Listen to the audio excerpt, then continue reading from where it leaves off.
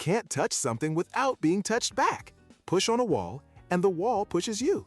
This isn't philosophy. It's Newton's third law of motion, the law of perfect symmetry and interaction. It's often simplified to, for every action, an equal and opposite reaction. But this leads to a huge misunderstanding.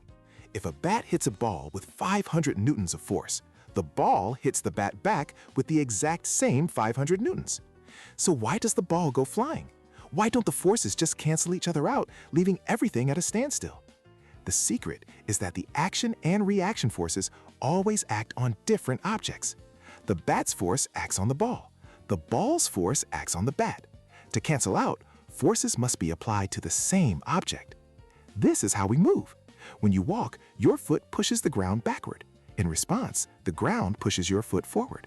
That reaction force from the earth is what propels you. It's the same for a car.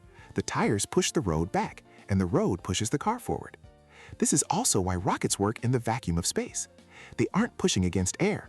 A rocket pushes its own hot exhaust gas out its back, and that stream of gas pushes the rocket forward. Action, reaction. Now, consider a tiny bug hitting the windshield of a massive truck. Which one experiences the greater force? It's a trick question. The forces are identical, but the consequences are not. Because of the bug's tiny mass, that force creates a catastrophic acceleration. The truck, with its enormous mass, barely notices the same push. From a swimmer pushing water to the earth pulling on a falling apple and the apple pulling back on the earth, every interaction is a two-way street. Physics is a conversation between objects, and nothing ever acts alone.